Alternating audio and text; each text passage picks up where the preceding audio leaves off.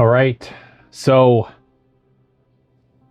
here we are. We're going to be doing a mock draft on a Friday. So not mock draft Monday, but wanted to wait for what was going to happen on Tuesday with the trade deadline and then kind of assess where the roster's at, and just also been a little bit busy. So finally getting around to it on Friday. Interesting.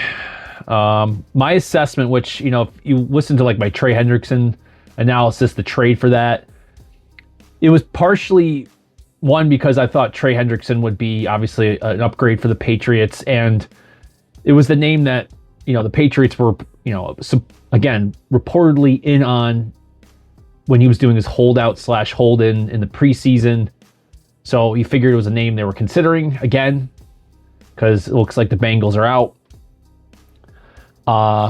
I guess they still wanted a first for him. So my idea was like, hey, let's go after him for day 2 pick, second or third. And then what was interesting is that we were hearing in the media like, oh, that's just too expensive. That's going to damage the rebuild or set it back. And again, I always ask this where I'm realizing it, and it's very obvious around the trade deadline, which is kind of them helping set narratives, because either that or they're just idiots, which they have to admit to either one, because again, you're going to go to, if you're going to be giving up a second or third round pick for a guy like Trey Hendrickson, which if maybe there's ill-informed that next year's free agent class is very weak. It's Trey Hendrickson, Daniel Jones, I think is still out there, would be there, and Pickens, and there's a handful of other guys that could be contending for some big money. Don't get me wrong, there's some guys out there. But Trey Hendrickson, in terms of like as the actual like top tier talent that is going to be up for another contract, meaning that he's most likely going to be, let's just say, top 5 contracts. He's going to get you a comp pick. Yes, the comp pick does require play time and a few other things of the subsequent season, so you don't get that comp pick until 2027, which when you're doing the valuations of picks, it's usually like you just take a 25%, 20 to even sometimes 30%, we'll say, cut in the valuation, which is usually just like one round, right? You say it's like it loses, if you're doing the Jimmy Johnson, it's like you're losing one round of the draft. So it's like worth a 2026 second round pick is like really worth like a fourth in that year's draft. So you're losing like a 60-70 delta there in terms of valuation. But other things to consider is the value of the draft. So maybe it's not clean, but the point is that you're going to get a comp for Trey Hendrickson. You gave up, say, a second for him. You're going to get a third the following year because it's the highest comp picks, which is obviously your top guys being signed, and there's sometimes like coaches and staff that are thrown in there too. I forget what they call those, like special comp picks or something. But those are like high 90s, early 100s, still like third round picks, or you get some early day 3 picks.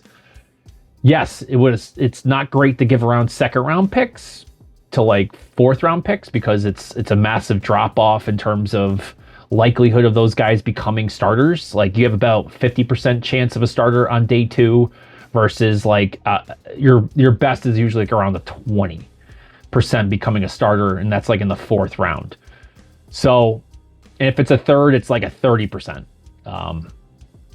So there's a drop off in terms of the value of pick and the value of player you're expecting to get, especially if you're looking for a high valued pick or high valued position such as like edge or a tackle, wide receiver, quarterback, corner.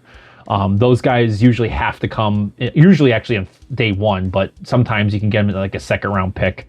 You're losing the opportunity of getting like an impact player.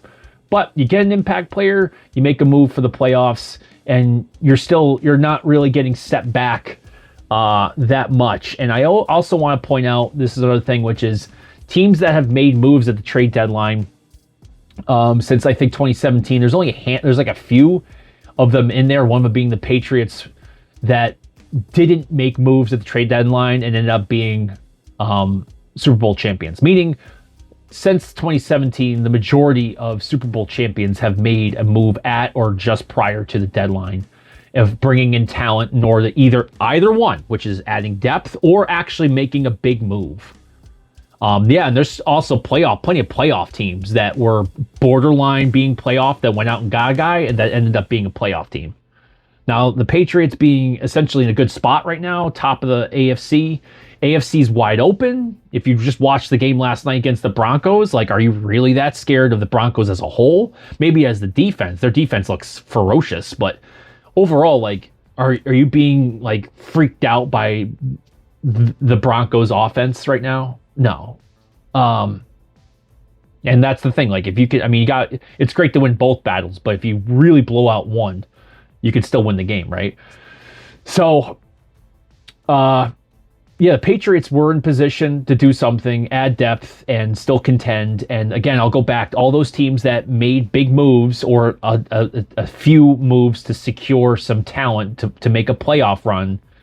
By the way, almost all the ones that we're going to talk about right in that group are still contenders. And some of them that was breakout years. Like Mahomes' breakout year, they went and got guys at the trade deadline, and it worked out for them. And they're still contenders every year. Why? Because the rebuild is really focused on two major components here: a quarterback and a really good head coach. Those are the teams that keep showing back up. If you have a good head coach that can manage a team, and maybe we'll throw a GM in there as well. I mean, I can't say for everybody, but good coach, good head coach, good quarterback. And the Patriots are obviously, historically over the last quarter century, a great example of that, right? And it still holds up to this day. As long as you have those two intact, you can still make moves and you're not really getting set back in your rebuild. Because guess what? If you don't have a good quarterback in this league, you're doing a rebuild there's going to be teams that are going to draft quarterbacks in the first round of the 2026 draft, that when they draft that player, they're still looking for a quarterback. They almost go into it knowing very well that they just drafted the guy in the first round. Maybe it does work out, but they're still looking for quarterbacks, right? There's not too many teams that are like, we definitely have our guy. There's probably, maybe 10 teams in the whole league that might be confident in saying that. The rest of them are just ravaging, like looking around, trying to find quarterback help in these next couple drafts. Sorry, this is very ranty, but it's just understanding what the value of these picks are and making moves at the trade deadline, and kind of just when you hear people that are trying to implant ideas into your brain about what the Patriots should have done or should be doing, you have to, you can't just take it and start absorbing it and then putting it into your fandom, or being told and being a parrot for them. You shouldn't be doing that. Because overall, trading 6-round picks. 6-round picks. If you include, these are players that you should expect in late day 3, which would be your kickers, your punters, your long snappers, and special teamers. Even if you include them as being quote starters, 6-round draft picks, 7% of them actually end up being starters. So it's basically punters, kickers, long snappers, and special teams guys, right? And you throw in some blocking tight ends or something, or a fullback here and there. But there's very little 6-round picks that become full-time starters. That's why the whole Pop Douglas and Kayshon Boutte thing is actually quite impressive. And in 7th round, it's 4%. So are you going to give up a pick that's likely to not actually add up to you? Because the Patriots don't need a punter, they don't need a kicker, they don't need a long snapper. Maybe they're looking for a fullback. Let's see how Lampy comes back next year. I don't know. You might, I'm not saying you don't use the picks because you might be trading up, using them for, actually capital. But to use it to get a running back that plays football on a roster that is not terrible, it's not like you're not taking massive setbacks here, people. And again, if you're going after the top end talent, you're going to get some comp pick for them if you don't re-sign them. So it's either you get them and they're quote a rental and they go away and you get a good top end comp pick. Because guess what? The Eagles have been doing that for a long time. The Chiefs have done that as well. The top end teams do that because they don't have to worry about spending first round picks on quarterbacks and second round picks taking, flyers on second and third round quarterbacks anymore. They're not doing that because you all of a sudden now you get to, sit back and make good decisions, and especially if you have a good corner like Gonzo and a left tackle. By the way, you actually have a better likelihood of finding a start. And this is in the last 20 years. You have a better opportunity of finding a starting quarterback outside the first round than a left tackle. The Patriots have gotten, and corner is your second most corner in the my drafting hierarchy, that was 5 models molded into one. It goes quarterback and CB1. So the Patriots actually have the top guy, the second, which is Gonzo, and they have the left tackle, Will Campbell, which again is the hardest position to find outside the first round. They have those things locked up. They're not like, the draft for them is now, maybe making getting very specific players and now enjoying the roster turnover and getting the comp picks later on for guys that all of a sudden start benefiting from Drake May and benefiting from Gonzo and, maybe going and get a good edge rusher at some point here. And all of a sudden you have that core and then the rest of the guys are just turnover, right? So point being is that you could have you're not in the point of like, the rebuild is not necessarily done, but you have the core pieces that you need to worry about really actually having to hit in the draft. Yes, you want to get a wide receiver, but first round wide receivers, which everybody's going to hate this take, but this is the reality of not drafting first round wide receivers. They have the biggest bust percentage of any position they're drafted in the first round. By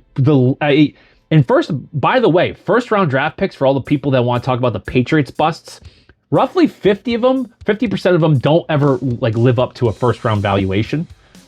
And around 25% of them actually are just complete busts.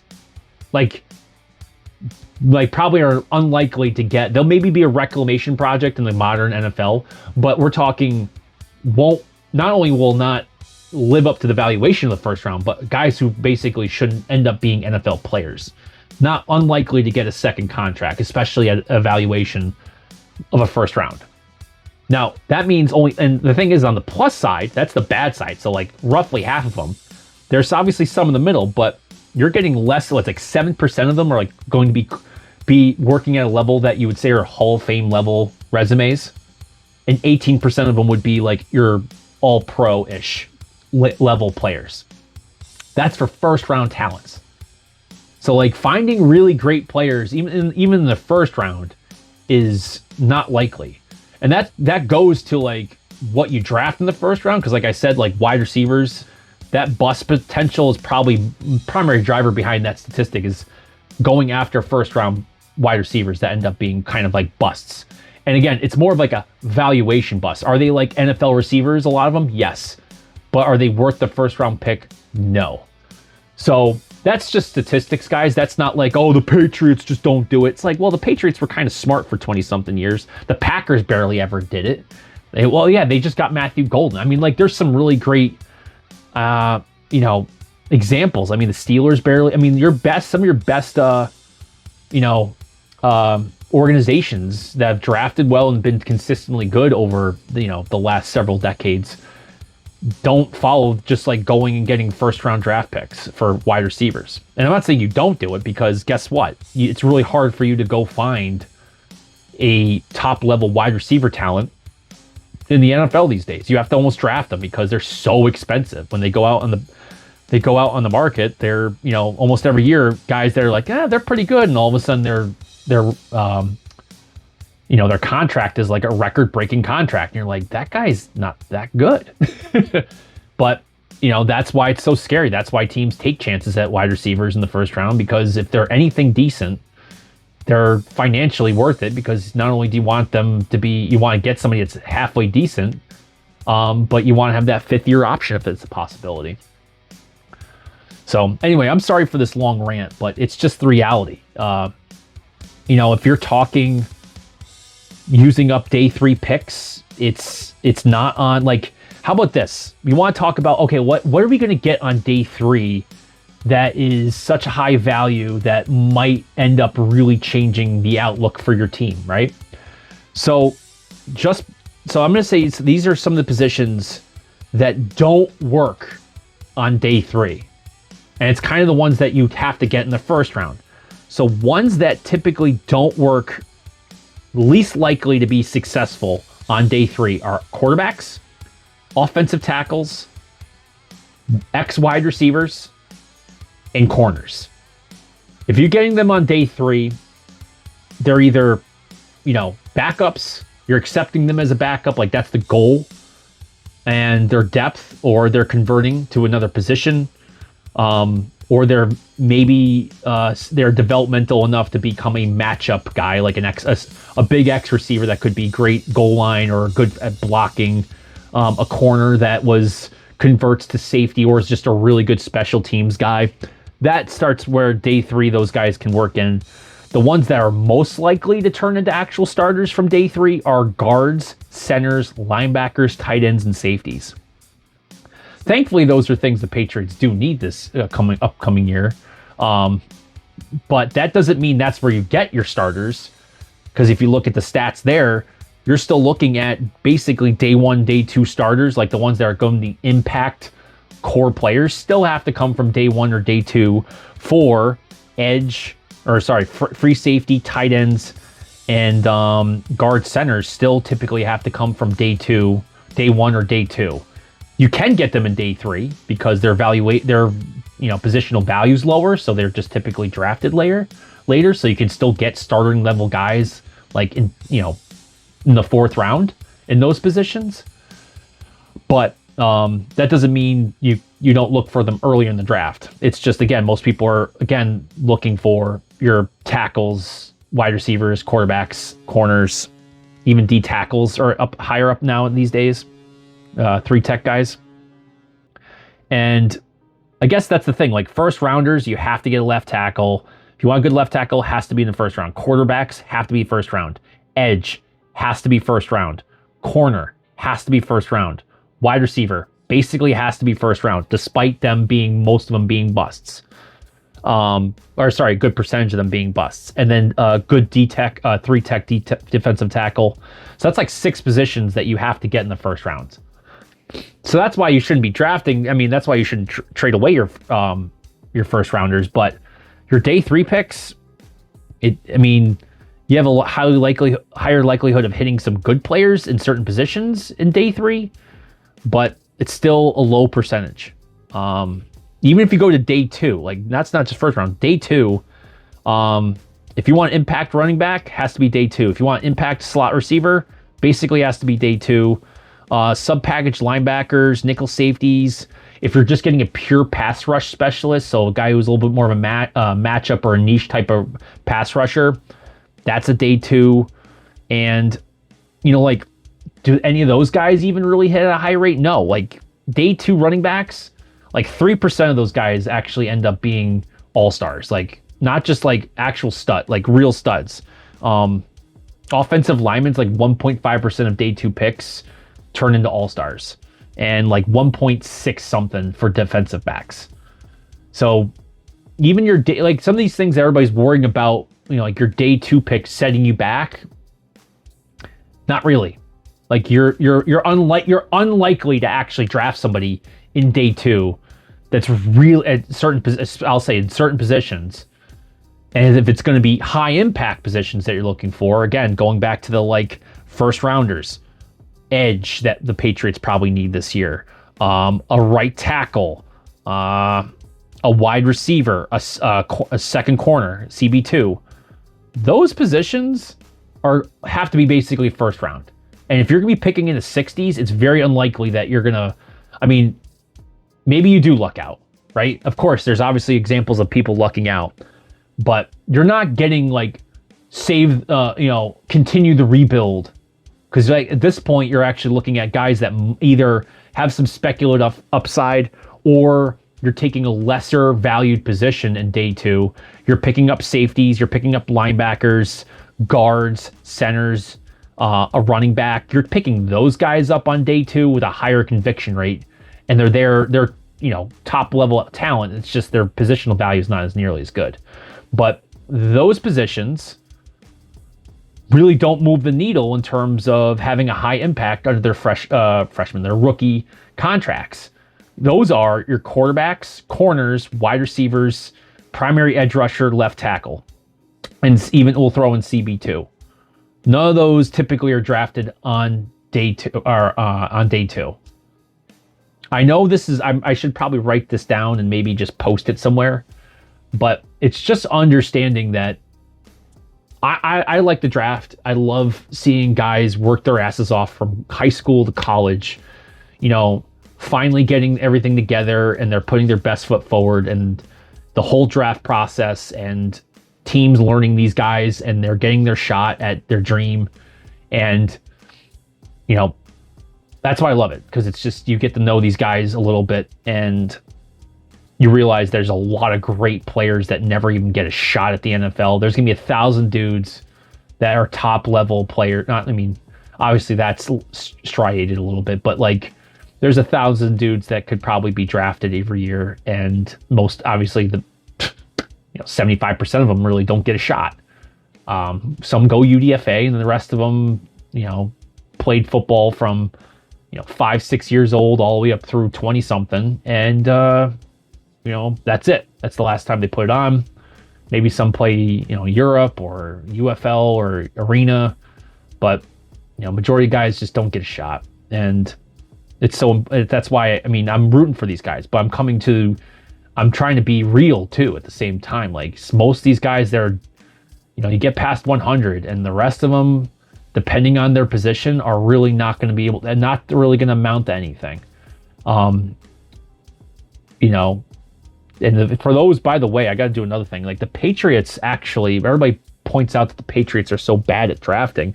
Actually, now this is going back a ways, but in general, the Patriots, under Belichick and until now, have essentially most of their draft picks still played football. A lot of teams don't have their players still playing football. A lot of guys draft dudes and they're they might as well just throw out their 5, 6, 7s. Patriots, most of the guys that have been drafted by the Patriots are still playing and they might not be on the Patriots, but they're still playing in the league. Most teams can't say that. And Patriots are tied for 5th most in that category, along with a few other teams. I can't remember them off the top of my head. But the Patriots still draft NFL-worthy players. It just doesn't always, work out in their system. And, that you can blame them for. But identifying some decent talent, if they don't work out for the Patriots, other teams are more than happy to pick them up and keep them on their teams. Unlike other teams. So just something to point out there. If you've gotten this far, thank you for sticking around, because I haven't started the draft yet. But I guess the point of this mock draft is to start talking, I guess, what do we have? We have 10? Patriots needs are, I think, in terms of concerns about age, you got right tackle, that's a concern. Wide receiver is going to be a concern. Tight end's a concern. CB2 is a concern for age, money, contract of the players we have now, lack of depth at those positions. And those are pretty high up there. Now, if you're looking at talent, concerns that's still at guard, free safety is a major concern, linebacker is a major concern, edge is a major concern, and you can probably argue you need 2 safeties, 2 linebackers, 2 edges. The Patriots now have 10, I believe, draft picks. And if I just go through what that was, that's low end 8 picks you need, upper end 10, 11. So one could say holding on to those picks might be actually working out for them, especially because if we just go back to what I was saying before, what are high hit rates on day 3, those are your guards, your centers, your linebackers, your tight ends, and safeties. The Patriots need a guard. They probably can use a center backup. I'm good with Ben Brown, to be honest with you. But that's something there. You got Jared Wilson, obviously, in there. Linebackers, tight ends, and safeties are good day 3 picks. You have a shot at finding impact players at those positions on day 3, and they eventually grow up to be starters. And some of them can start right away. That's good. Now, I can't tell you if that's like 6th round with all those picks, but you have an opportunity. You can use those 6 to move up and maybe get some guards, some centers, some linebackers, and tight ends, safeties in the 4th or 5th round by packaging up those 6s. We can get Keon White too. We can get another pick back if Keon White continues to play, which it looks like he might play for 49ers enough this year. So that's for the needs. In terms of what this draft class is looking like,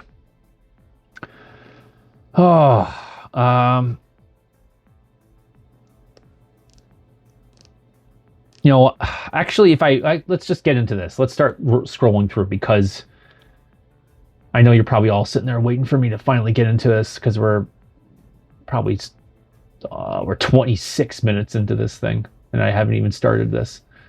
So talking about the draft class in general, and we're going with the valuations and that whole discussion we just had. Linebackers are strong this year. That's the outliers. You want to talk about things that are a little interesting. Linebackers are strong. Safeties are strong. Right tackles are strong. Centers are strong. Guards are strong. Things that are a little bit better than usual. Tight ends are a little bit of an uptick. And then kind of niche matchup wide receivers. So guys that you would say, like, not necessarily like your kind of rotational big X's, top end burners, like the wide receivers that you kind of have to give them a title to, right? Or a power slot, or what I'm saying, or a joker. Like there's a lot of wide receivers in there that are very nichey for matchups. Where it's weak. I also throw edges deep-ish. The one that I don't like saying is deep or strong is quarterback. You got bodies in here. You got dudes. I don't know if you have any man. I don't know, like, he's the man. Mendoza I like. He looks good. Dante Moore, maybe a year or two in development, could do something. Or just give him a huge runway and surround him with talent and see if he grows into it. Same thing with Ty Simpson. I think he's reliable. Aller's done for the year. Sellers, I wouldn't put much on. Same thing with Nussmeier. Mateer, is Jaden actually that good? Klubnik, you get down here and all of a sudden there's bodies. Like, if you're looking for if you want to see where there's like some strength to it, would be like, hey, like a CB2. You got some CB2 talent in here. That's great. Maybe one or two of these guys might actually stay around for a couple contracts, but for how many they're going to be drafted high up, yeah, I don't know. So again, linebacker, safety, right tackle, center, guards, edge, linebackers is probably the most impressive in there. Where it's not strong, wide receiver 1. You got, to me, it's Jordan Tyson. It's him. It is that guy. Can you find, like, can Carnell Tate be a really good contributor? Yes. Same thing with Lemon from the slot. Absolutely. Denzel Boston is like a good possession X receiver. Sure. Good good wide receiver too. Chris Bell, if you're looking for a deep threat, absolutely. Same thing with Brazel, absolutely. Then it starts getting a little wide receiver. I like Antonio Williams more than these guys, but Surratt's actually quite interesting. Not a burner, but like he could be something the Patriots can probably pick up if he makes it to day 3. Same thing with Singleton, Fields. Then it starts getting into more, like I was saying, those niche players. If you're looking for like a really big development projects, it is this group right here, which would be the Fields, the Singletons, the Harbors, Branch, all physical freaks, all can bring something to the plate. Absolutely. I'm more like, hey, go get Cooper Barkay. Like, I love that guy. I'm actually really happy they have him on here. I'm surprised he's even on there. Same thing with Skylar Bell from UConn. Another good freak. Cameron's a good, he's like going to run probably high 4.2s and a great kick returner. Bryce Lance, another physical freak. Yes, that is Trey Lance's brother. I think if You hear his work ethic stories and you listen to him speak. Definitely a Patriots dude. Deuce Robinson's again an example of a great upside niche receiver. He was tight end designation at USC, but this, he's playing wide receiver. He's actually pretty good. I like him. Same thing, Eric Rivers. Well, opposite. He's more of a speed Z slot guy. Anderson's a small 5'8", 160 dude. Walthall is actually interesting. I gotta watch some more tape on him to come up with a. But he's got production. Like he's at Incarnate Word, but he's got production. And then you get down here. There's still some good names down here. Nick Anderson, Tom Zach is. I love this guy in terms of a start. Like he is very sudden for his size. He's not big, but for being more like a Z, he moves like Demario Douglas in terms of his ability to stop and start. Sturdivant, ultra burner guy. You can just keep taking the top off. Chase Roberts, big awesome possession receiver. Like him, he's very Alec Pierce-ish. Evan Stewart, burner. Jones, Dane Key, another burner. Eugene Wilson, another. He's underrated at 300. Pena, I think wide receivers. He's the best receiver at Penn State. Greathouse is solid. Griffin Wilde from Northwestern. I love watching Northwestern this year, and this guy is criminally underrated, being 386. But again, a little bit more niche wide receiver 3-4 guy. Same thing with Ennis. Like that guy's producing. He's at Ohio State. It's just consider the guys around him. Dylan Bell's good. Hakeem Williams, I was hoping to get a little bit more out of him this year, but not seeing that. Lewis Bond's pretty solid for Boston College. Just at Boston College, not really having a great year. Oh, Antonio Gates Jr., Delaware State. Keep an eye. That is, yes, Antonio Gates' son. London Humphreys just buried, but has talent.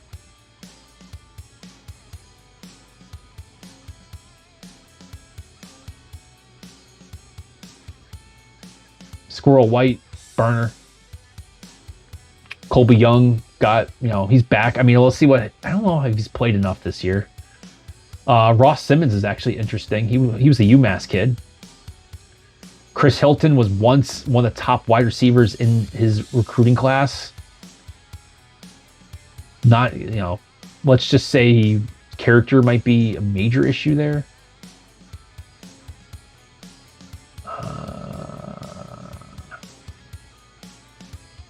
I'm seeing some other names, but we're getting to the point where I'm just spending too much time on it. But Colin Lacey would be he'd be a day 3 guy that is primarily your punt and kick return dude. Like he's one of your best in the whole NCAA as a punt and kick returner. Seriously.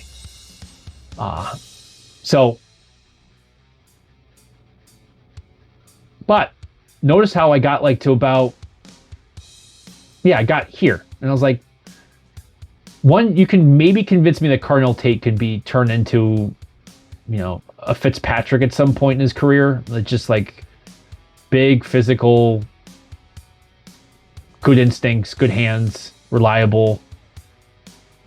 Kind of what you were expecting for Polk, right? But there's no the closest thing to a Malik Neighbors-esque. I can't even say. I'm not even gonna put that name on it. How would I put it here? I mean, I don't even have a really great comp for him for you to go off the top of my head. But as of coming out, maybe in terms of play style, I got a few. But I'm on Ross St. Brown for Jordan Tyson, but he wasn't coming out. He didn't have that hype. I don't have anybody to really think about that has that his play style, but has the same hype level coming out of college. But yeah, you're not getting it's not that ultra loaded wide receiver one draft. It's just knowing who you want and then just going to get it. The Patriots traded back and took Chris Brazzell. If they wanted to get out of the first and they wanted to pick up more day 2s and they got Chris Brazzell in the 30s or something like that, yeah, that's a great move. Same thing with Chris Bell. I know everybody wants Denzel Boston because his name he's got Boston in his name. Again, for his size, I'm just not seeing the suddenness I'd like to see for somebody you're going to definitely take. You're going to want to take in the first round. Maybe they draft him, and I have to shut up because he's amazing. I don't know. Maybe Drake May can get something out of him, but the way he moves, it just doesn't. Just like I'm just telling you that it's not there for a guy that you're going to rely upon to be a big X receiver that's not moving like Marvin Harrison Jr. That big, and you're going to be like, well, that's just a rare. Yeah, I know, but that's the thing. That's what we're talking about. Like, if you're using a first round draft pick, don't get a wide receiver that has like some obvious issues where like I can come back here and it's like, yeah, second, third round if I'm taking guys that still have obvious issues, but definitely can be, picked as, a great Z slot guy, Antonio Williams, like him in the second or third round, or Surratt being a more great possession guy that loves doing underneath. I mean, this guy taking crossers, shallow, medium, like working him in the middle of the field, and he's a great blocker. He's durable. He's actually quite sudden. He's just not a great burner.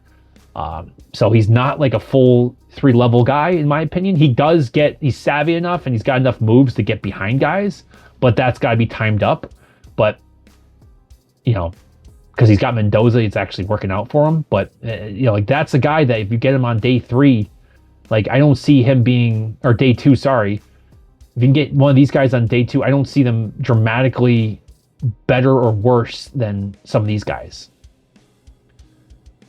Again, I'm just talking in circles, but left tackles, we could talk that. Like, here's your left tackle that's in this, like, who's like actually a left tackle in this draft that's probably that could start off maybe as a left tackle.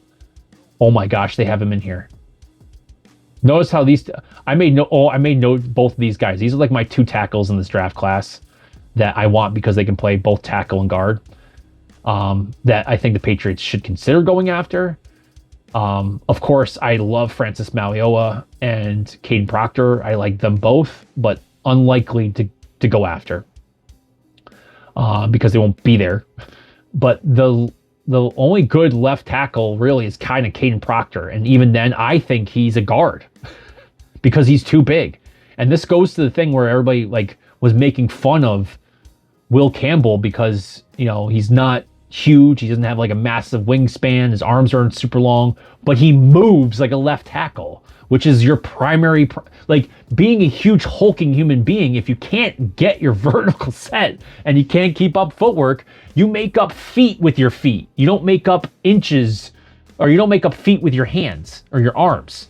You can only make up inches with those arms. Like you're only limited based upon where your body is in space. The only way you move your body in space is with your legs. So if you can't move your whole body to a certain spot and get to your points, it doesn't matter how fucking long your wingspan is. It's your feet. Yeah, it does. At the NFL level, it does matter. But if you can't get there, it doesn't matter. It doesn't like, so like Caden Proctor, I think could possibly be a left tackle, but you're going to have, I think he's better at guard because his vertical is not that great. Even his lateral is a little bit of an issue, but he's going to take up space, which, hey, in the middle, you're taking up space and you're moving people with your body. Like, that's when having mass and taking up space makes sense, right? Because you're going against other larger human beings. And that's the point where you're trying to produce that wall of body for your quarterback to step up into. Francis Malioa is just awesome right tackle. I think he should stay at right tackle. He could be another person that takes a year at guard or something like that, but that's a right tackle. Spencer Fano is a right tackle. Could he switch? I think so. He's got the length, he's got the speed, but he plays right tackle. So as of right now, the only left tackle in the first round that's really, really worth it is probably Caden Proctor. Maybe Isaiah World towards this back half of the season looks really good, but I would caution you because Isaiah World has incredible functional weaknesses in his movements. Like, he's got like red flags all over the place. Does he get by it? Why? Because he's mega long. He's built like Shaq. Like, he's super tall and he's heavy, but Shaq's not getting down the 3-point stances, right? In the Isaiah world, even when he's moving, he is very clunky. Calf insertions are not the right size, right space for a good tackle. He's twitched up, but it's stiff. Probably weak posterior chain. I bet if you probably did a functional movement screening with that guy, he would probably not pass. But he plays at Oregon because the dude can move. At Nevada, the guy was owning people. And I'm saying this, he looks good at Oregon. He plays well. Is he probably going to be a first-round draft pick? Yeah. Because you know why? There's probably about 10 or 15 decent... Actually, there's probably like 10 decent left tackles in the NFL right now. Everybody else is scrambling for somebody. So they'll take a shot at Isaiah World. If he holds up through his rookie contract and he does the job, I think they'll be happy with it. Because people just need bodies. Jennings Dunker is... I love the guy. I don't think the Patriots are going to have a shot at him. I think he's going to be much higher than where they have him on this board. He is going to be a gnarly right tack or right guard or left guard. If the Patriots do have a shot on him and they grab him, I mean, you're going to be pissed off. It's going to be like, well, maybe he is a right tackle for the Patriots, but also probably more like a guard. There's teams that are in the spot that need to get him. So maybe I'll do an analysis on him 100% at some point, just a little bit lower on my list, because I think guys like, again, like, oh, you know what? Trevor Gooseby, he can play some left tackle. I like him actually probably more than World in a way. He makes some mental mistakes, and actually I'd probably give a little bit on the effort side might be a question, but he can play left and right tackle. So because when Cam Williams went out, Trevor's the one who went in for the right. He played pretty well last year. So he's playing left this year. I don't hate that. That might not be a bad idea for second round. But my two guys, and I'm glad they're finally bringing him up here. I was doing analysis on him earlier. Both these two guys are my, like, you take Caleb Tiernan, I want him to play your right tackle, and I want Brian Parker to be your guard.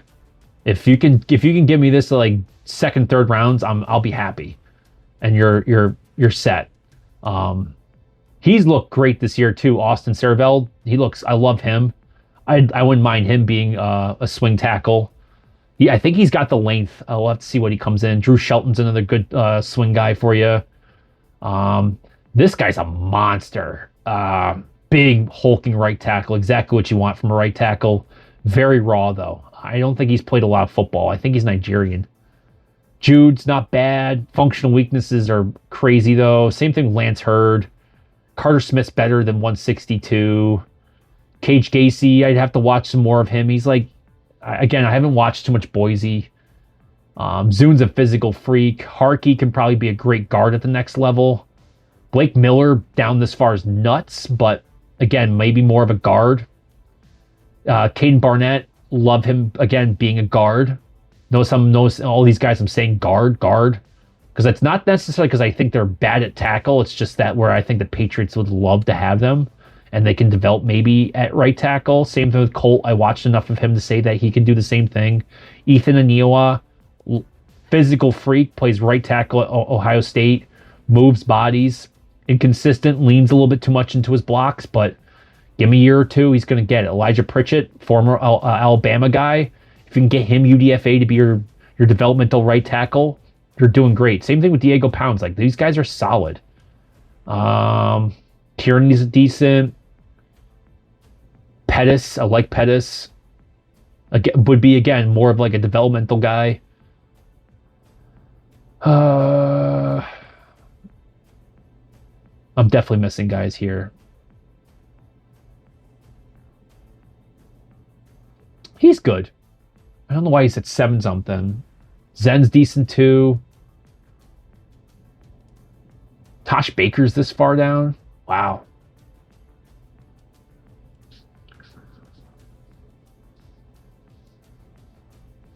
I miss anybody in here that... Yeah, Maulman's good. He's a good right tackle. That's a good tackle from Wisconsin. Big hulking dude. I think he's like 6'8".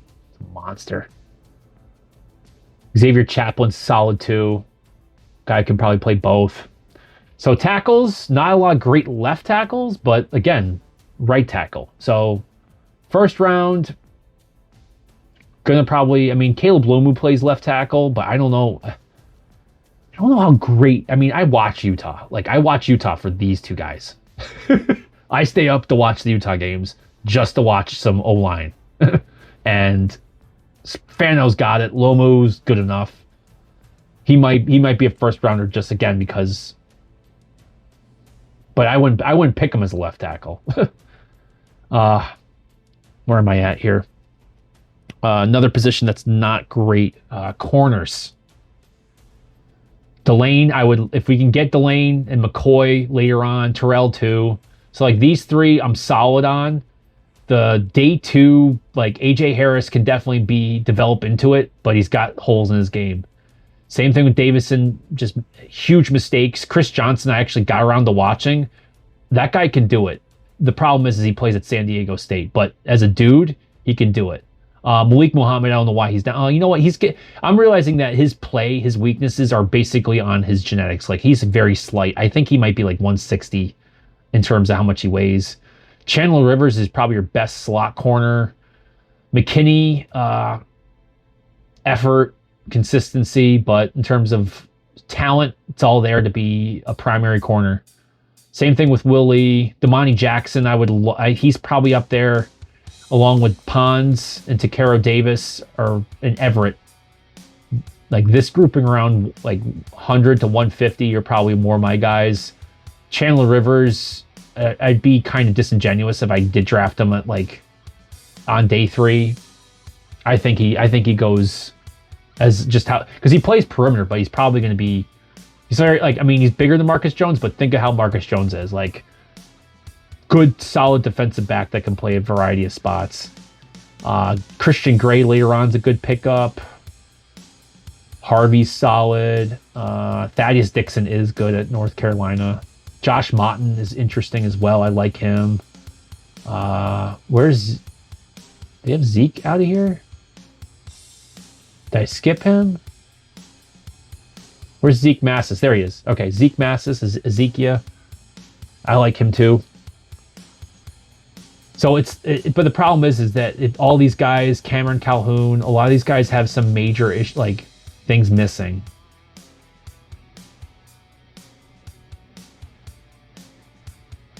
Yeah.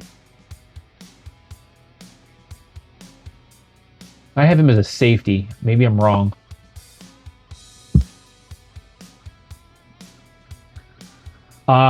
Sorry. Corners. Where else is weak?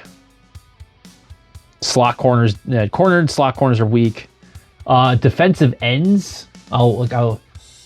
So we're gonna go. I'm gonna try to point this out. Like, there's edge rushers, right? Guys are pass rushing, containing the edge, but as defensive ends that are actually like 7 techs that are really can like hold the edge, kind of like what you were thinking, like Keon White, not really there. Ruben Bain can definitely do it. Keldrick Falk's built to do it. But then, maybe Mateo, I put him in there. LT can definitely do it. Then all of a sudden it starts going, well, Mason's a rusher. Rhodes is a rusher. Zion Young, Joseph's height, DDS, maybe. I'd still put him as more rusher. Messidor, maybe. Kamara's a rusher. Saka, all like Derek Moore. Okay, we can bring him back. And even then, he's more of a, all right, I'll give Derek Moore as kind of like, can handle that. Max can give you a hard edge. Same thing with Kenyatta. So there's some in here, but notice I'm like pointing out maybe 4 or 5. Caden Curry can definitely do it. He's a beast. Roy Williams, again, keep it. These two guys, much better than 270s and 290s. Any other edge rushers that are getting? I haven't watched him. That's Princely's brother, obviously, Prince Will. Another undersized dude. But I'm looking for anybody down here that is kind of sleeper on this. Popeye Williams is not bad. I don't think he's had a great year, though. Jack Pyburn. Wow, 718. That's insanity. All right. So that's a name. I'll get to him. Trust me, I'll get to him at some point. But that's a name you'll probably hear eventually at some point on the radio. Jack Pyburn from LSU. If you want a guy who just absolutely destroys people that's it. And I think injuries has been his biggest problem, honestly. But but point being is like you got pass rushers here. If you want 3 down guys, Ruben Bain, Keldrick Falk, Parker, David Bailey in a way, but it's more of a linebacker. He can play a legit linebacker. If you don't, he was one of my top 10 tag guys, and I wanted him. I was hoping the Patriots could get him last year, but he transferred out of Stanford to Texas Tech. Absolute physical freak. He's having a great year. He might even be top 10 by the end of the year. I hope the Patriots get a shot at him, but it's doubtful. Howell's having a great year. He's coming out because he's actually got playing time because he had Shamar Stewart, Shamar Turner last year at Texas A&M. Mateo is pretty good. I like LT Overton because of his physical. He manhandles people. Mason's probably got the best first step, minus maybe Bain and Bailey, but that's the problem. You got edge rushers that are pass dudes, get sacks, but guys you would love to put out there on all 3 downs, not so much. So there's, quote, depth at edge, but it's not the edge that you guys want to have out on for the Patriots all 3 downs. You're not really finding guys that will definitely displace the guys we have right out of the gate. So that's the problem, is first round draft pick as an edge. It better be essentially Ruben Bain and David Bailey. And one could convince me of LT Overton. But I don't know if LT Overton is what the Patriots are looking for. I don't know. I like the violence and the I'm going to wreck people. Yeah, checks that. I maybe have to watch some more Mateo. I don't really key in on him while I'm watching Oregon. But despite there being a lot of decent guys coming from the edge part of the defense, I don't find a lot of them to be being able to say these guys are going to take. Well, I guess if Chazon if he doesn't resign, but if Chazon leaves, then maybe it's wide open. But point being is there's not a lot of guys I find in the first round or in the top 50 that are going to 100% right, just going to displace either Landry or Chazon automatically. Any other weaknesses? No. So we're going to get into it. We're going to be almost an hour into this, and we're finally going to start some mock drafts. If you've been around long enough, hopefully you've got something out of this. Talking strategy.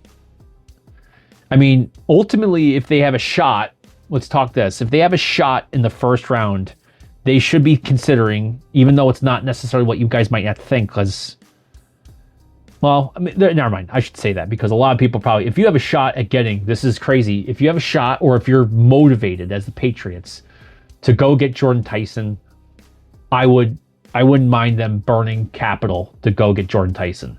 I think Jordan Tyson might be the best prospect for the Patriots as a wide receiver, a guy that I think could actually survive in this system, in the Northeast, in the Boston area, both in terms of demeanor, can handle the responsibilities that is under the McDaniel system on the wide receivers. I got it. He's the, and it's been a while since I've said you should go after, you 100% should make moves. Even with some of the previous wide receivers, I've been big on Ibuka. Obviously, anybody from Ohio State over the last, Njigba, Olave, Wilson, Harrison, Ibuka. Did I say that already? All those guys those guys are great Patriots dudes. I'd still take Tate in that respect, maybe not in the first round, but all those guys been big on. And Jordan Tyson's probably the first receiver outside of Ohio State guys that I'd be that guy's would make it as a Patriot. The only thing that's actually concerning is he's not the most durable. But it's not it's impact stuff. It's not like his body explodes because he cut wrong. Sorry. So wide receiver would be one. Actually, if you find a corner that I like Delane, I do. McCoy would be good.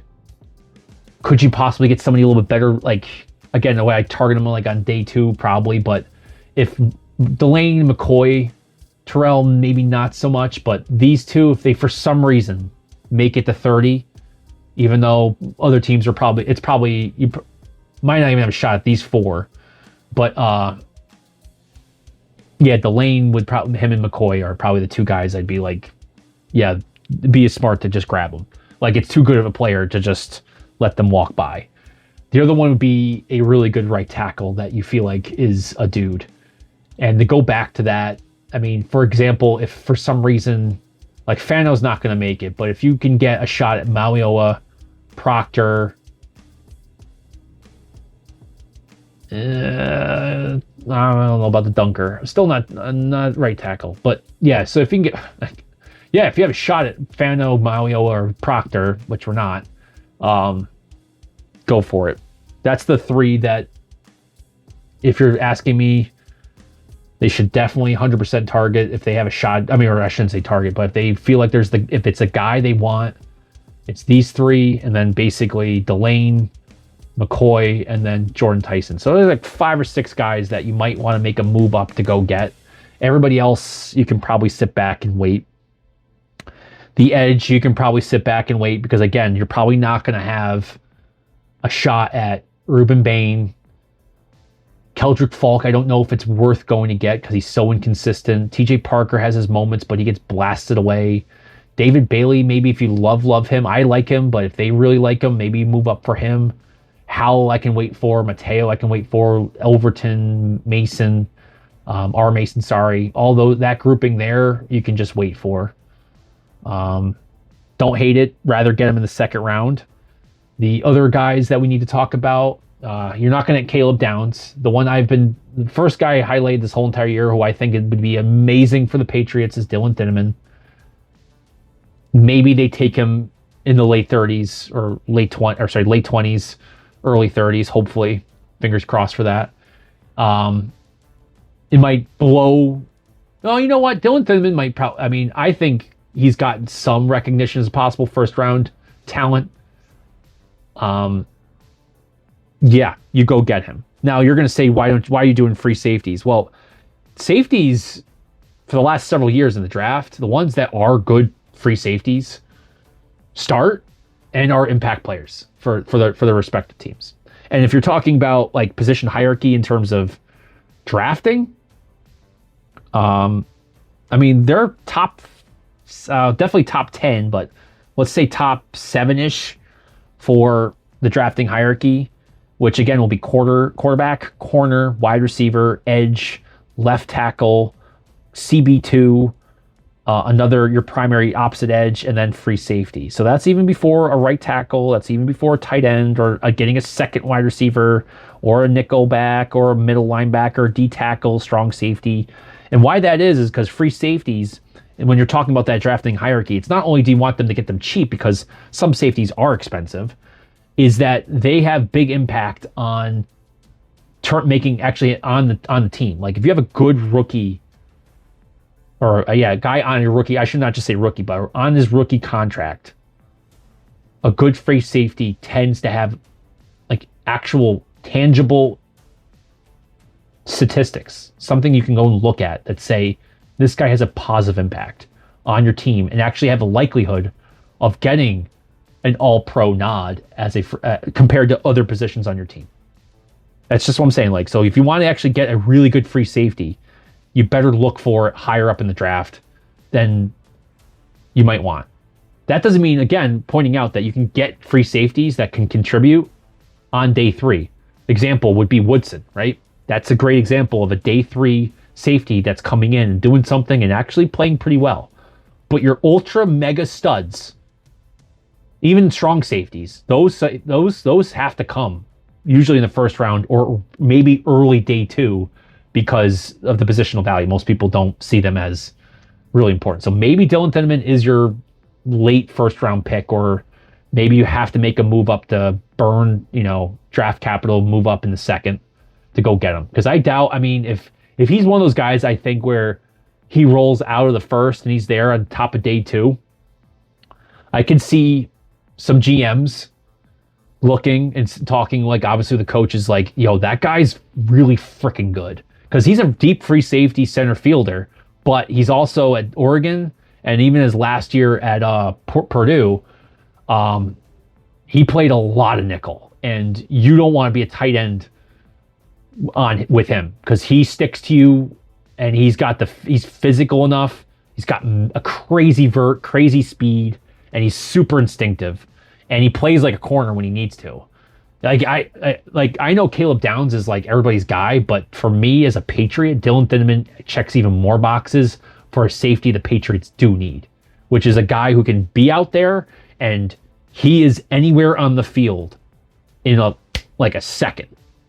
Caleb Downs is a freak, instincts, hard hitting.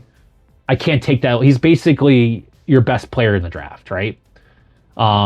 Him, like Peter Woods, I put up there, and Ruben Bain, and then Tyson too.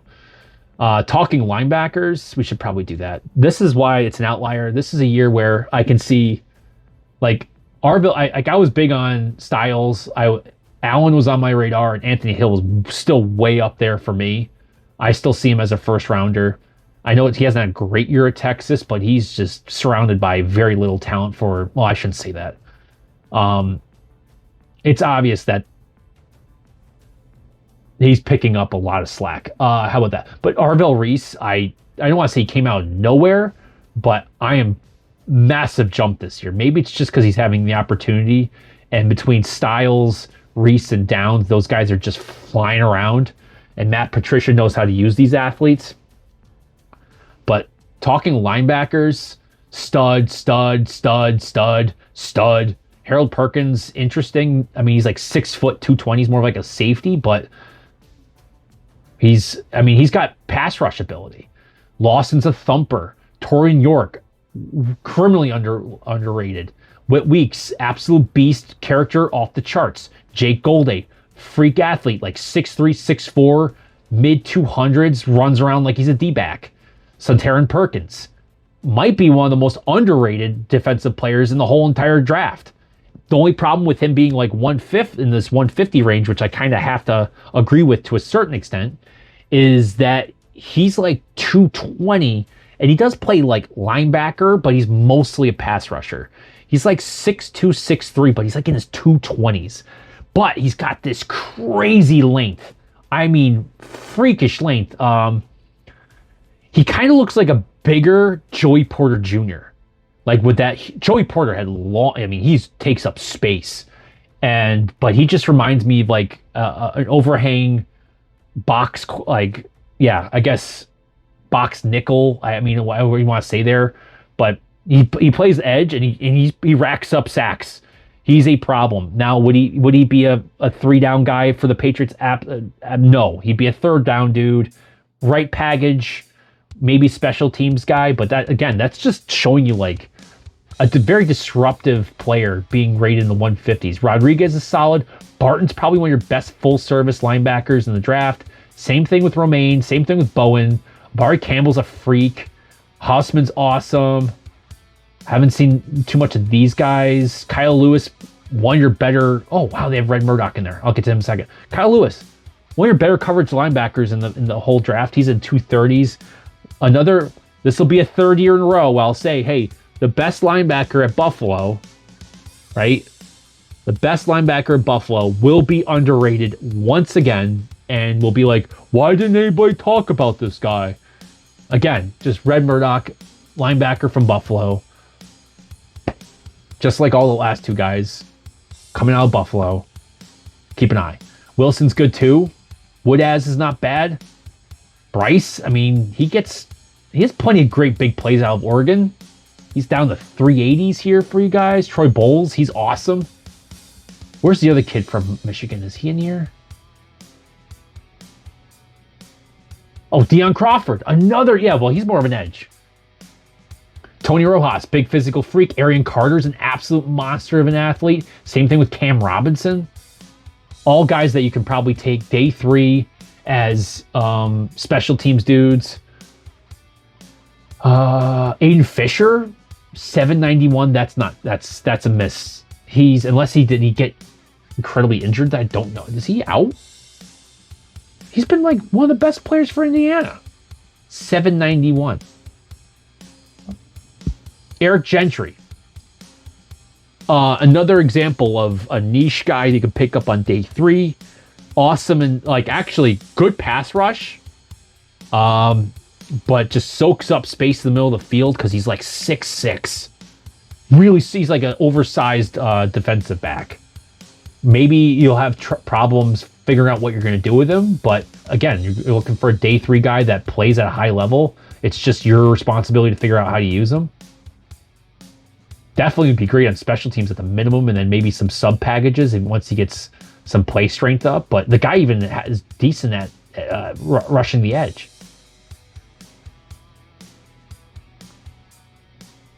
But that's how deep. I mean, you can find a linebacker the whole way. So maybe that gives the Patriots a little bit of, an excuse not to burn those 6th-round picks, because what would that be?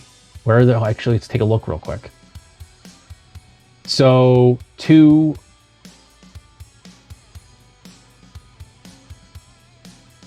maybe in those 200s, you're looking for linebackers and safeties. Tight end. We should probably talk tight ends real quick. And I'm sorry if you're just wanting to the Patriots are going to take this guy in the 1st round. That's not how I typically do things. So I apologize if you're looking for I don't want to say mindless content, but again, it's more maybe the word educating, but it's discussing how to decipher what you guys are listening to other things and maybe having some additional information. So that way you're not just automatically taking somebody else's idea and just that's what your idea is and your take and your position and how you talk and discuss and ingest sports is through other people's ideas. You need to be educated so you understand and you come up with your own. That way, when you're watching the football game, you're not just listening and being told how you should enjoy football, right? Or how your team's being managed, and you're listening to other people to tell you how it's being managed properly, or wrong. Now tight ends. Hooper's up there in age. He's up for a contract. Obviously, Hunter Henry's up there in age. I think he's got another year, right? But and there's, he got. Well, we'll see. They have what's his face as the blocking tight end. I forget his name already, and I like the guy too. I'm missing. Oy. I mean, we have some tight end guys to move around, but in terms of getting somebody that, Drake May likes tight ends, that's for sure. Getting a more H-backy tight end would be smart in my opinion. Also, just getting a full service guy. You can get those guys in this draft. Do not be told you can't. It's actually deeper than most people who kind of watch college football or just read other people's stuff and then that's their opinion. Watching actual tight end play, which I do like, because they block, they're key to that, and they're obviously, for Drake May, going to be one of his more go-to reliable targets. I wasn't massive on Kenyon Sadiq because it's always been projection for him. So he wasn't my top guys going. My top guys were Max Clare and Eli Stowers. Still like both of them. Would love to get him at 2nd or 3rd round. Still like that. Getting him 3rd round would be a steal.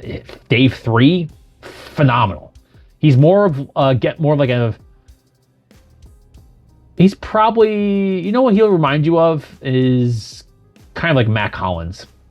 But other guys that you have to consider here is the Kenyon Sadiq. Because, man, has he worked on his blocking. It is phenomenal. It's not perfect. Sorry, I shouldn't say phenomenal. It's technique-wise, it's dramatically improved. But the effort and willingness to do it is awesome to watch. It's so awesome to see a guy. He's like 6'3", 250, maybe a little bit heavier. But dude, does that guy battle? It's all out there, 100%. Now, on top of that, he's your most explosive tight end on this list. Jumping, flying over people. I hate to say it, but it's very Aaron Hernandez-esque. Just a guy that is a freak athlete that does everything. Totally blown away by his play.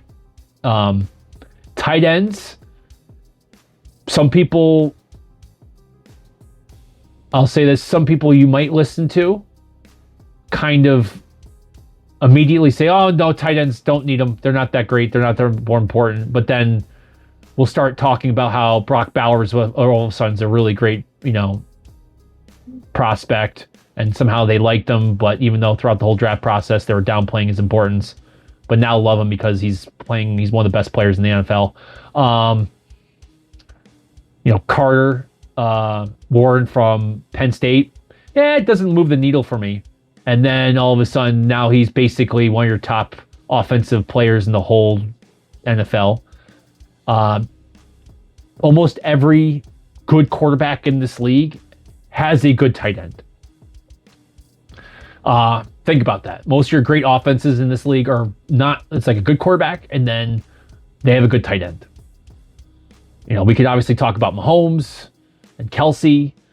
Obviously, we can always talk about the Patriots with that combination for a very long time. I mean, well, not just Gronk, but other tight ends. Those are great examples, and people can talk about that. But 49ers, Vikings, Eagles with Goddard, Lamar Jackson, tight ends, Bills, two good tight ends. Steelers right now, tight ends. I'm not saying these guys are all. We'll go back to it. The Colts. Their best. I think the best receiver. Yeah, is Tyler Warren. I said Carter Warren, but Tyler Warren. Even the Cardinals, their best receiver is a tight end. I'm just saying, you need to have a good tight end.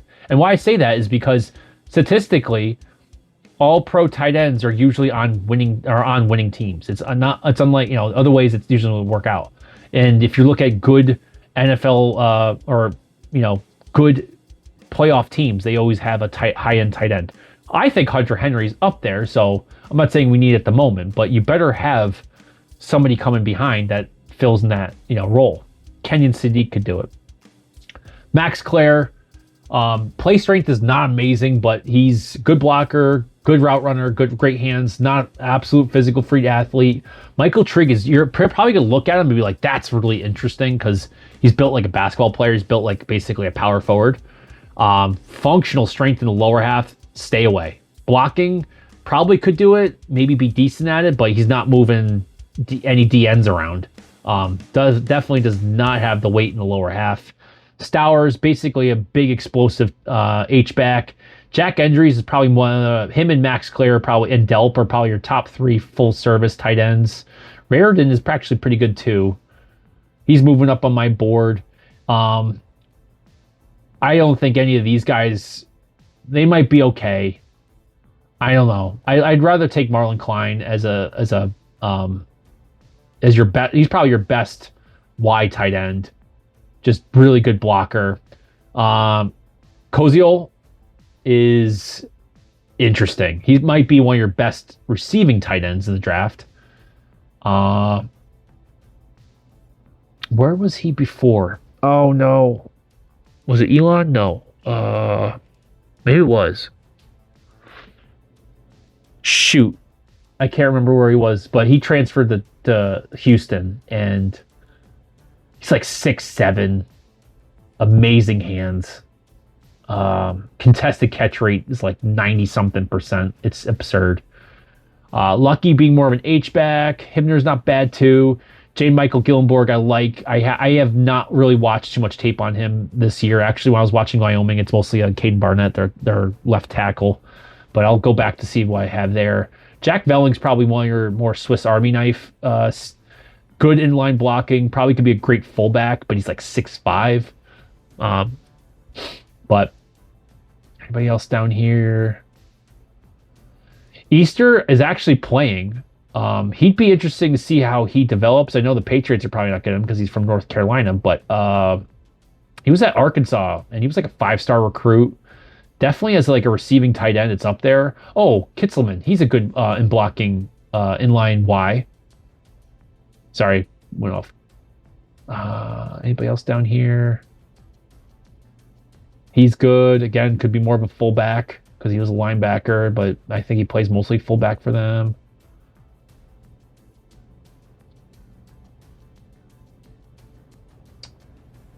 You know who's not on here who's pretty good? Wow, he was at one point one of the top tight ends. Is the kid from UConn, and I cannot remember his name off the top of my head, but he is a monster, and they don't even have him in here. Shoot, he's pretty good. I'll get to a analysis on him. So I guess we should probably just go. You know what? I got to go back to safety real quick. I got to do this. Kilgore, I'm big on. Some people might want him for the Patriots. Ramsey's solid. This guy is, I am really loving his play. He's been solid. Don't get me wrong. He's been good. But AJ Hulsey is a freak. Like, he's kind of Peppers-esque, actually. I wouldn't, yeah, he's worth watching. I'll get to him eventually. It might be down the road. And then Taff and Bray Hubbard, both these guys. I would put Michael, to me, is still playing at a high level. Bray Hubbard's not getting enough snaps. I shouldn't say enough snaps. I don't know. Maybe I shouldn't say that. I'm just not seeing him enough. But Michael is phenomenal. Football dude, too. Saab is solid. Nwampa. Nwampa? Yeah, Nwampa. The K is silent. Nwampa. That guy moves. He's violent. Same thing with Robert Spears Jennings. He's another guy that's a freak here. Oh, so they have him in there twice. Terry Moore is pretty good. Cole Wisniewski, I've probably pointed out a million times to people. I love that guy. I love how he plays. He's on the Texas Tech team, is finally showing what he can do.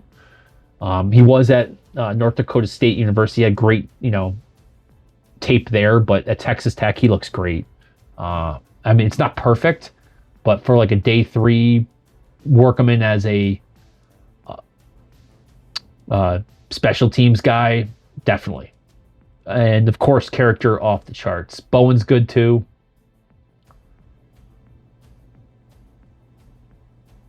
I'm definitely going to miss guys, but I'm just saying if anybody pops off the page down here. Because it seems there's usually like 3 or 4 guys. Jacob Thomas is good too. Oh, Tyree Skipper. What the hell is he doing down here? Is he even at Louisiana Lafayette still? I have to check that. But these 2 guys are solid. Unfortunately, one that you might be able to get away with, who's pretty good, but you have to wait, is, where is he? Xavier Scott. So I think he's done for the season. But he was like a top 5 safety for me. And unfortunately got injured. KP Price, they have him at 115. I might have to go watch more of him, I guess. But I like this top grouping here. He's at 97 now. Shit.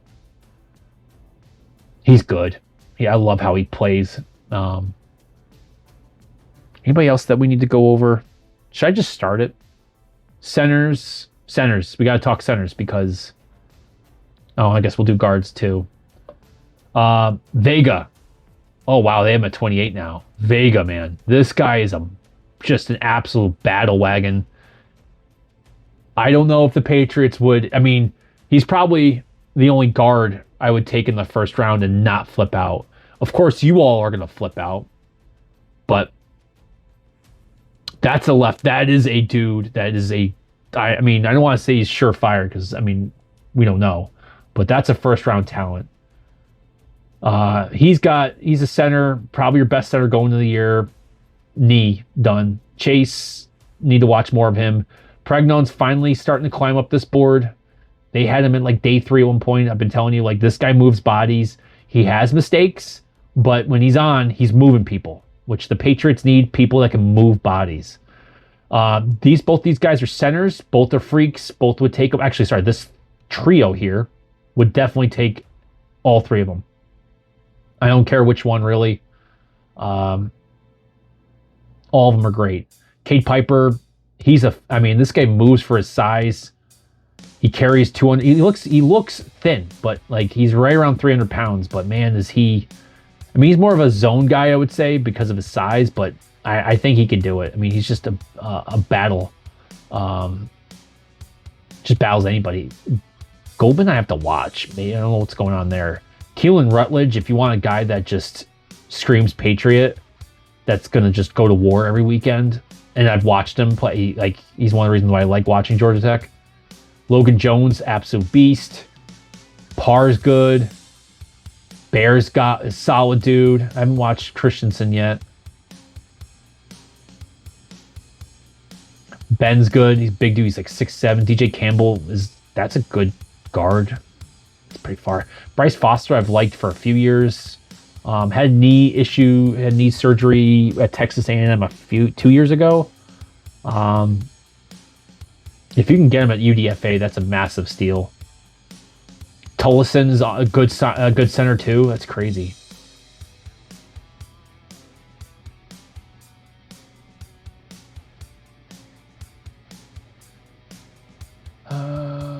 Zach Rice, former 5-star. He's a transfer from North Carolina. Plays some guard and center for you. Kutas is pretty good too.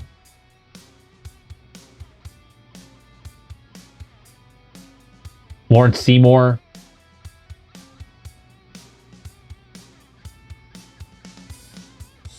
Huh. He's at Syracuse?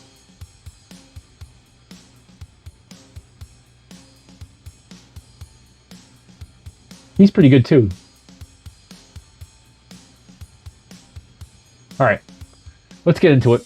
So I guess to bring it back, I guess, to what, like, the strategy. This is probably our first like actual strategy mock draft.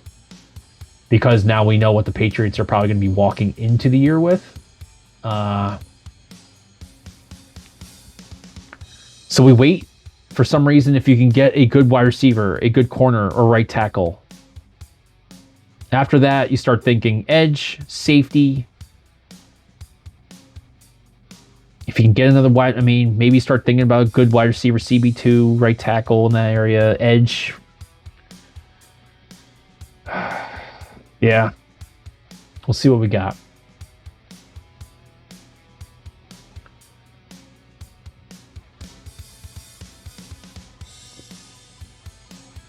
So the best player here is Kenyon, followed by Vega. With Hill. I think Hill, but maybe I have to reassess my views on Hill. Maybe I'm wrong. But if you're asking me, it's Sadiq, Vega, and Anthony Hill. And then Overton, Lomu, if you want to move him to right tackle, Brazel. And then we'll probably have to, and then I also have to point out wherever he may be, Dylan Thineman, which even though they have him at 46, I see him as a first rounder. The question is, do you take a chance at a tight end that's a good tight end, but also think of it as like a wide receiver? Because you're not going to get, maybe Brazel could be. Yeah, I'm going to be a little crazy here. I think I'm going to actually play this with the assumption that this is let's think of this as like the big board. is us having good intel on what the rest of the league is looking at, right? This is not our big board. This is not how I think it's going to go, but maybe it's how we're expecting the rest of the league to draft it. Okay. So we're using that assumption. It's not perfect, but I'm actually think Kenyon Sadiq might be, because again, Hooper's up. You're going to need to get a young tight end. You need blocking help. Somebody that can help chip. Because at this point, we don't have an offensive tackle for a while. Not the one I'm looking for. Caleb Tiernan's going to be my second round pick probably. If it's not going to be Thieneman at this point.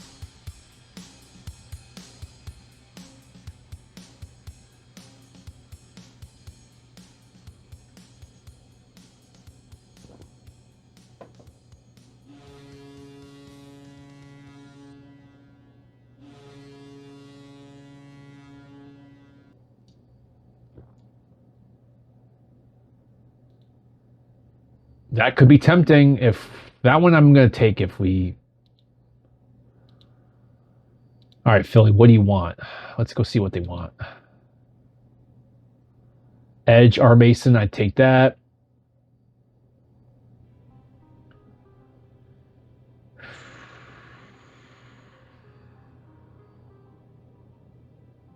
So Thieneman's gone. Shit. Where was he taken?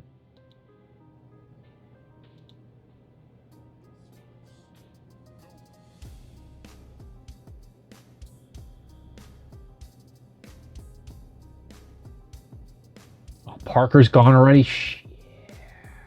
I have to take Caleb Tiernan. Yeah, he was taken. Shit. Can I go back?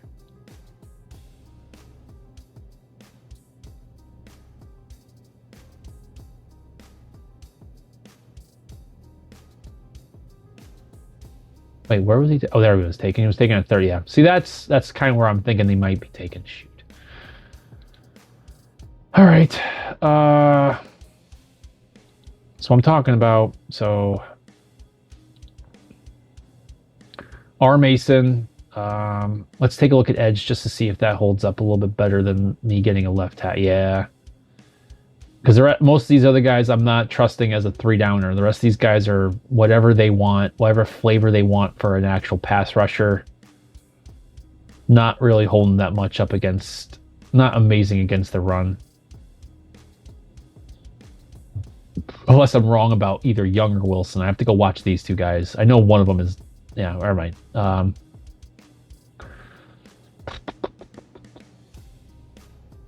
I'm going to take Thieneman, Tiernan here. And you know, I'll be honest with you. I think Tiernan probably sneaks into the first round eventually. Maybe it doesn't actually happen in real life, but I bet you here by the end of, before the draft, there's going to be some people projecting him as a first rounder. All right, so maybe we have to go Kilgore here. Let's take a look at safeties. Kilgore, I can go with him if he can make it to the 118. Let's take a look at wide receiver. I'm gonna want Barkate here if I can get him 128. Or do we take a chance at like a Nick Harbor? I like Malachi Fields as probably more comprehensive player. He can run a little, he's a better route runner. It's probably the way to go. We do need a corner.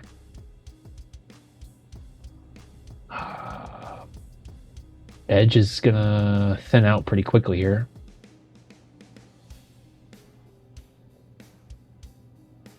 I can get Gabe Akis later on. I'll take it. Let's take a look at linebacker. Suntaran. Okay, yeah, we lost out on linebacker big time. Still like Lander Barton though, so we're gonna have to go. We're gonna go day 3 for them too. Safety. Interior offensive lineman here. Corner we should have to take a look at. Damani, I could take. later on. Pounds I can take later on. Takaro Davis, running back. Wow, they have Capino that high up. Oh, Nick Singleton later on. Definitely going to do that. Thank you. Has not a great year, but definitely not his fault. So let's take a look at...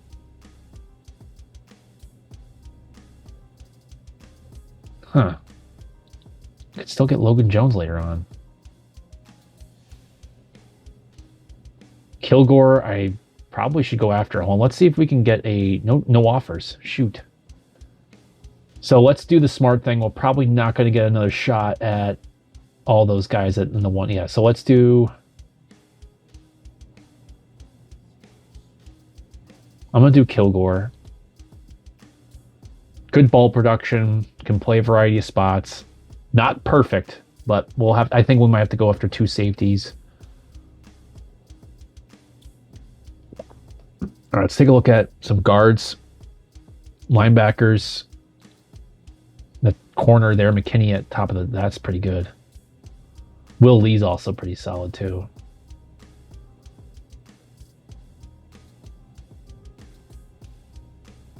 Yeah.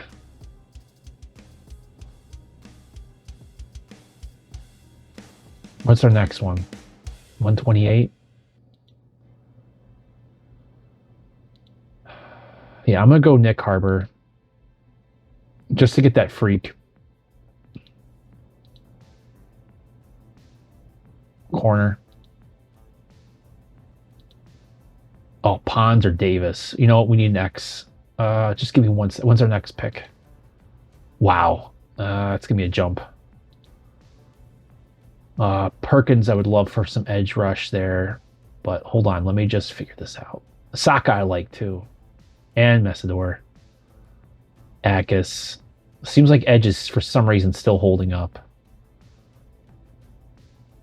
Singleton I'd love to get to. Shit. I'm feeling okay so far.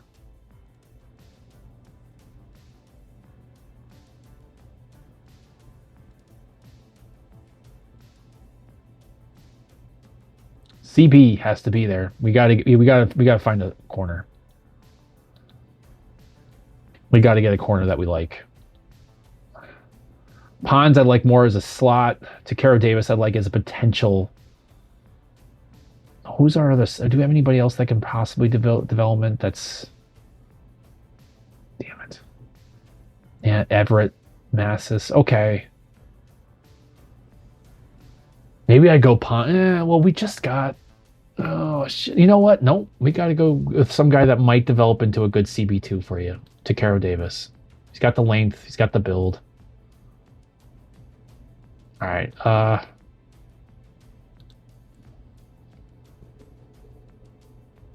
Linebacker. Linebacker. Edge. Right?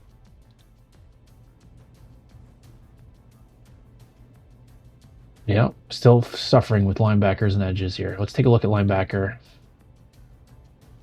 Romaine. Kyle Lewis maybe later on too. Bowen and then Lewis probably are the ones that are screaming to me right now. Campbell's good too. Hold on. Kamara. Oh, beautiful. Bear Alexander. Ooh, Derek Moore too. Shit. I'm taking Kamara. He's a technician. He can work. He'll work no matter what. Ooh, Barkate still. I was just gonna say, like, I want Barkate. Guy's still out there.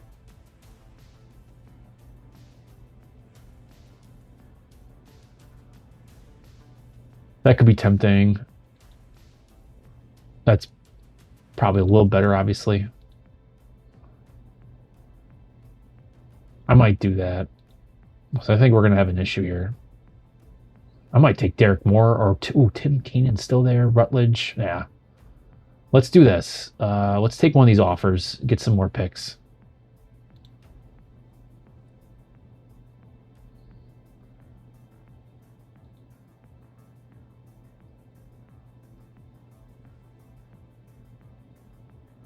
Tim Keenan's really tempting, but I'm going to go Rutledge for the guard.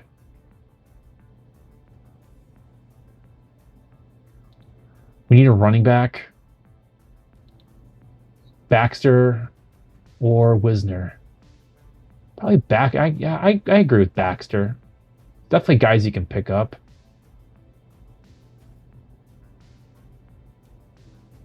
Fagan, sorry, being down this far is still crazy. I mean, for his potential, the guy's just been beat up though, being at Illinois.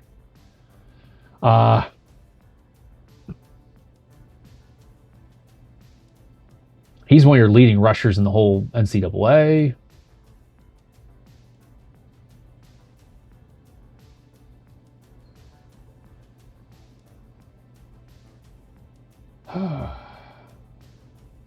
Yes, that's Chris Johnson's son. Oh, they have him as the Patriot. Good. Yeah, so let's do. I'm gonna take. Wisner's pretty good too. I'm gonna take Baxter. I like him a lot better. I shouldn't say a lot. I like him better. Like him more. I like him better. What am I saying? Carter Smith is tempting. He's solid. He's actually been. You want to say underrated? That's an underrated tackle.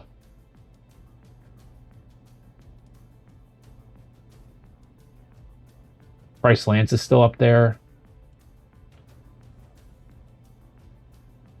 Let's take a look here. Still can go for a center. Still looking probably for safety linebacker help. Probably should start looking at linebackers. Yeah, we're going to take Drake. And then I'm going to keep an eye. How much more? I'm going to try to target Kyle Lewis. We got to do that soon. D-line. Aaron Graves. Definitely. That's just the dude. Aaron Graves followed by... not getting Bray Hubbard's kind of really bothering me. Nwampa. Wisniewski. I guess these are potential UDFA guys. Vincent Anthony hasn't been picked yet. Same thing with Marvin Jones. Caden Curry. See, edge you can get down here. Roy Williams. So I'm going to say there's some UDFA edge. Trey Moore's pretty good too. Fisher, I'd have to keep. I haven't known much about him. OT help. Anybody that's good OTs. Yeah, good solid offensive tackle help. Blake Miller, for some reason, still. Oh my gosh. Did he have really that bad of a year at. Oh, Marlon Klein. Shit. There's your inline blocking tight end. I don't think we can pass that up, can we? Tanner, Koziol. I'm going to go with Marlon Klein.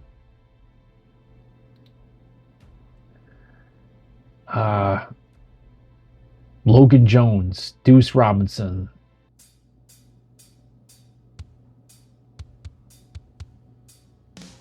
I mean, in terms of quarterbacks, UDFA signings, I mean, Nico would be an interesting one.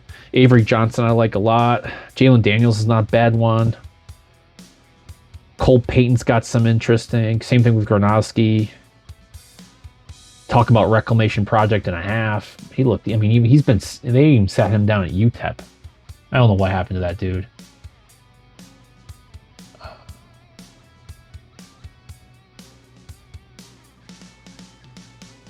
Preston Stone, yeah, I'd take him, or Luke Altmaier. There's plenty of UDFA guys to bring in to test out for the season.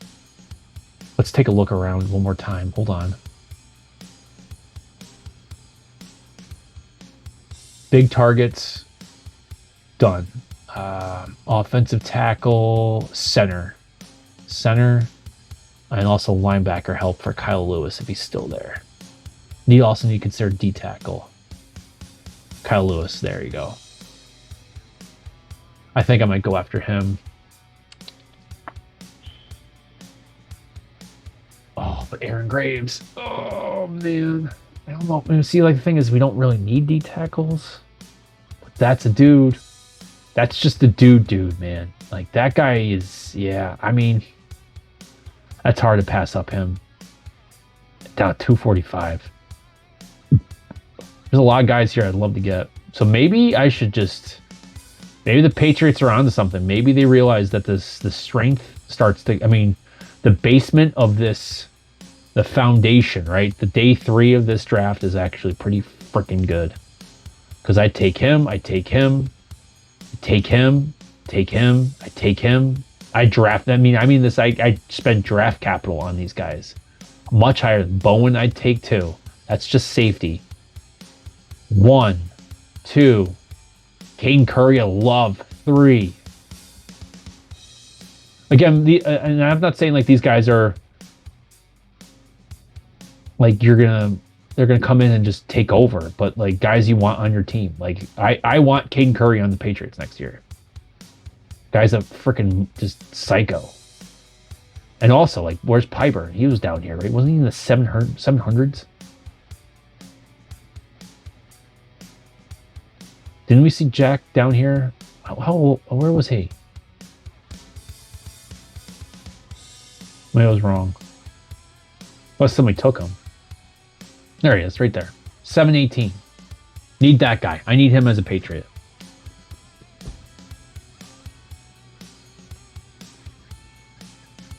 Roman Hemby. He's having a great year. 345. Well, yeah, that's our second running back comes there.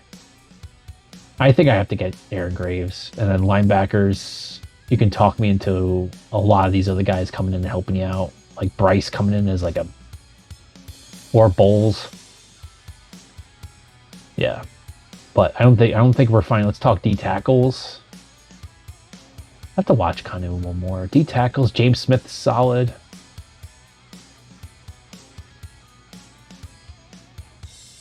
Man, Clemson's got D tackles, huh?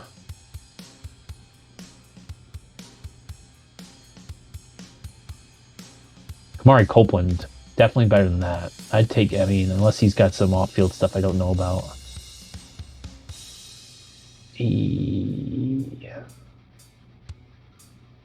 Jordan Vandenberg, yeah, I like him a lot.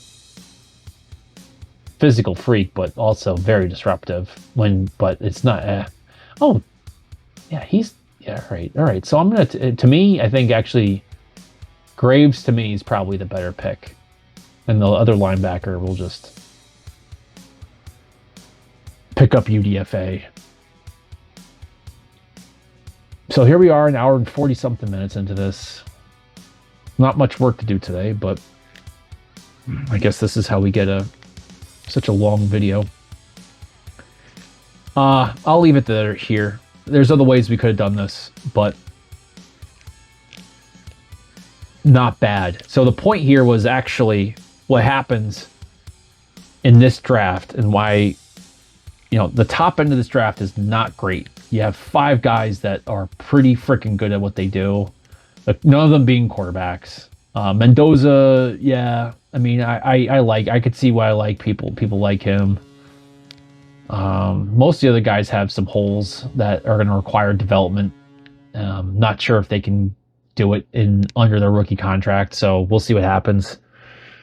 But about 5 or 6 guys that you would say are really 100% worth top 10, top 15 picks. And then you're going after some lesser value top talent. So like Kenyon Sadiq being a tight end, not necessarily what you always think of as first round picks. Finneman would be in there as well. I think he's a first rounder. And then, I think Caleb Turner as a offensive tackle is better than some of the other tackles they have up there, but that's, I don't know. We'll see.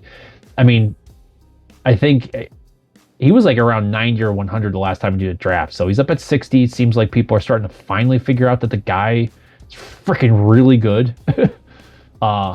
Plays left and right tackle and could be awesome guard if you need to. I know he's at Northwestern. Sorry. I don't know what to tell you. He's really that freaking good. Kilgore, I like him as a Reaper safety. So he's probably more of, probably like a Peppers type of guy, but he's violent. He's got good ball skills. Get him in 92. That's right where safeties are a good value and still can be impact for you. Can definitely play, starting next year, finding a spot, at least rotation. Nick Harbor's probably the only one where I was like, you know what? It's 118, first round physical, all freakish talent. Honestly, the Calvin Johnson comp as like a physically is true. He's 6'5". He's gonna test out like you wouldn't believe. He's probably not going to be picked at 118. Someone's going to take a chance way higher than that. Somebody that has multiple day 2 picks probably at this point. He can't run an out route. Like, I mean, he's going to require some development. But here's the thing. I could just keep telling Nick Harbor, go deep, man. And he's going to disrupt the defense because no one's going to say, don't worry about him. Because nobody's winning the matchup. And if Drake May can start dropping the ball where he needs to, because, like, Sellers is this guy's quarterback. Lenore Sellers is Nick Harbor's quarterback. Like, South Carolina, he hasn't had a quarterback yet. I don't know what his personality, his character is like at all. I haven't seen really any development, so that's obviously a massive question mark. He's also not as sudden for how athletic he is. He's explosive, but the suddenness is not there. So that's probably why the route running is so bad and his tree is very limited. But hey, let's 118. You're looking for a guy that could potentially really actually develop into something. 118, go for it. Takaro Davis, I think one of your better press corners. Not really showcasing it that much at Washington this year. Not sure what's going on. I don't think he's playing bad. It's just maybe just Washington in general. Kamara, one of your better, more technical edge rushers from Indiana. Get him hit 168 to steal. He's got every move in the book. Rutledge, again, just an absolute freak. Moves bodies, tough as nails. Baxter, probably would have liked to get a better running back maybe earlier on. Maybe that might have been my mistake of going after Nick Harbor and maybe practice targeting like Bryce Lance or Chase Roberts or Deuce Robinson maybe later on. So I substitute a little bit of a little bit of a dice roll with Nick Harbor for getting a better running back at 118. Maybe a mistake. But still, CJ Baxter's solid. I think him at 206 is also a steal, so I'm still happy about it. Linebacker, waiting this long to get a linebacker, definitely a mistake. But probably would have been a better idea to get him at the 118. But again, getting Drake Bowen at 212, all good. Getting Marlon Klein as an inline blocking tight end that can really do it and is actually not just a offensive tackle. But yeah, he can do it. He's a dude. He's not useless. He's good end zone, third down guy. And then Aaron Graves, got him, the D-line's solid, but Aaron Graves moves all the way around. Like, he can play some DN for you. They don't really need him at Iowa to do it, but he's moved out that way. I think his best is kind of working that 3-tech right up the middle as a disruptor. I know we have dudes right now, but this is a guy that will survive and is all the character check marks is every little box under character, personality, work ethic, all that is just check. So you get that type of guy at 242, find for something for him to do. He's going to do it, and it's going to be pedal to the metal, and he's going to get better. All right. Anyway, sorry for the long, really ultra long video. Hopefully that is that's an interesting. At least you got something out of it. The first hour of it or so, I know, might have been hard to track. I apologize for that. But hey, hopefully the Patriots can maximize those 6-round picks. I might have talked myself into, do I find these 6-round picks better value than these second? Well, yeah. I mean, I like these guys not that much. I like Marlon Klein just as much as I like Takaro Davis, or Aaron Graves just as much as Kamara. I mean, Kilgore I like a lot. Yeah, so these 3 I like, and then once you get to here, I don't find these, I'm not in love as much with Nick Harbor as like, or I'm just about in love with Nick Harbor than I am with like Baxter or a Rutledge or a Klein or Graves or something like that. So maybe it's the idea that once you get down here, although you can amass more 6th-round picks, you're not seeing the precipitous drop that we typically see. Because when we talk again, if we talk about this on day 3, this is where you can get some situational pass rushers. You're going to do well with guards. You're going to get well with running backs, linebackers, tight ends, and some D linemen. You can also maybe get a home run hit with either one. If one of these two, if he turns into your CB2, big time. If he's able to be your big time X over the top, home run, and then everything else falls in.